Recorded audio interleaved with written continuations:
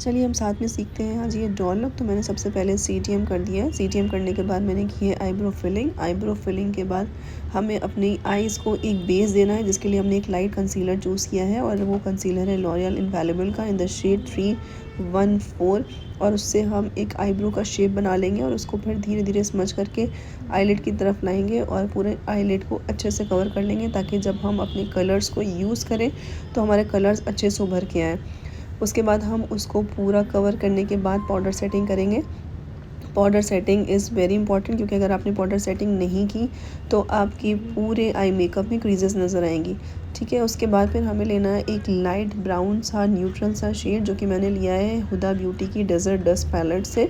और उसमें एक आपको ट्रांजिशन शेड दे देना है। वो पूरा ट्रांजिशन शेड देने के बाद एक डार्क ब्राउन कलर उठाना है और उसको सी टाइप में आपको बनाते हुए पूरी आइज़ का शेप देना है कि बिल्कुल गोल सा शेप आए, क्योंकि डॉल का यूजुअली जो होता है ना वो गोल गोल सी आइज़ होती है। तो हमें उसको एकदम गोल सा शेप देना है, ताकि आइज़ जो है वो लंबी ना लग के बल्कि गोल दिखें। उसके बाद आपको एक अच्छा सा शिमर शेड उठाना है जो थोड़ा सा पॉप अप करे आइज़ को, और मैंने ये शेड लिया है ब्रश की पैलेट से। उसके बाद आपको उसको अच्छे से फिलिंग कर देनी है और उसके बाद थिक सा लाइनर लगाना है। और जो मैंने यहाँ पर लाइनर यूज़ किया है वो है मेबेलिन का जेल लाइनर, क्योंकि जेल लाइनर यूजुअली बहुत अच्छे होते हैं, वो जल्दी ड्राई होते हैं और स्मज भी नहीं होते हैं। मैं लिक्विड से ज़्यादा जेल लाइनर ही प्रेफर करती हूँ। लाइनर के बाद मैंने फिर लैशेज़ लगाई और लैशेज़ के बाद हमने उस लाइनर को थोड़ा सा और फिनिश किया, ताकि वो और ज़्यादा इंटेंस दिखे और फिनिश दिखे। आई मेकअप कंप्लीट होने के बाद फिर मैंने अंडर आई पे ऑरेंज करेक्टर लगाया, जो कि है डर्मा पैलेट का D30। और ये करना बहुत इंपॉर्टेंट स्टेप है, क्योंकि अगर आपने ऑरेंज करेक्शन नहीं किया तो फिर जहाँ जहाँ पर आपने अपना फाउंडेशन या कंसीलर यूज़ करेंगे तो फिर वो अंदर से ग्रे नज़र आएगा। तो इट्स वेरी इंपॉर्टेंट कि आप अच्छे से अपने डार्क सर्कल्स या जहाँ पे भी ब्लैक पैचेस हैं उसको ऑरेंज करेक्टर से अच्छे से कवर कर लेंगे। ऑरेंज करेक्टर से जहाँ जहाँ पर ब्लैक पैचेस हैं वहाँ पर कवर करने के बाद हम एक डार्क कंसीलर लेंगे जो आपके शेड से 1 या 2 टोन डार्कर हो, और उसको ऑरेंज करेक्टर पे ही अप्लाई करके फिर हम ब्लेंड करेंगे। ऐसा करने से हमारे जो पैचेस होते हैं वो बहुत ईज़िली हाइड हो जाते हैं और हमें एक साथ दोनों चीज़ों की ब्लेंडिंग की ज़रूरत नहीं पड़ती है। अच्छी तरह से कलर करेक्शन करने के बाद फिर हम बेस अप्लाई करेंगे। और बेस के लिए हमने जो यहाँ पर इनका शेड बनाया है वो 2 फाउंडेशन और 2 शेड का मिक्स करके बनाया है। तो पहला फाउंडेशन जो है वो इनका फॉरएवर 52 का FLF 013 और दूसरा है चामसी मिलानो का नंबर 11।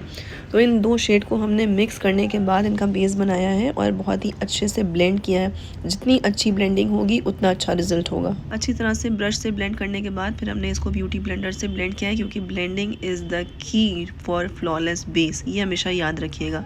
उसके बाद फिर हमने एक लाइट कंसीलर से इनके अंडर आइज़ और जितने भी हाई पॉइंट्स हैं फोरहेड नोज़ वहाँ पर कंसीलिंग की है। और जो हमने शेड यहाँ पे यूज़ किया है वो लॉरियल इनफैलिबल का 309 नेचुरल रोज़ है, और उसको हम अच्छे से ब्लेंड कर देंगे। ब्लेंडिंग आपको उतनी ही करनी है जितनी की नीड हो, कभी भी ओवर ब्लेंडिंग या अंडर ब्लेंडिंग नहीं रखना है। ये चीज़ें आप तब सीख पाएंगे जब आप रेगुलर प्रैक्टिस करते रहेंगे।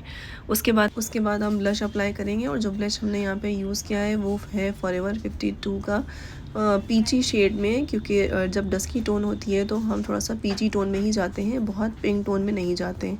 हमारा ब्लश लगने के बाद उसको भी हम बहुत अच्छे से ब्लेंड कर देंगे। पूरी ब्लेंडिंग कंप्लीट होने के बाद हम अप्लाई करेंगे कॉन्टूर, और कॉन्टूर की एप्लीकेशन इस तरह से होनी चाहिए कि हमें पूरा एक्स्ट्रा पोर्शन हटा देना है, कि हमें पूरा डॉल का फेस स्ट्रक्चर मिल जाए।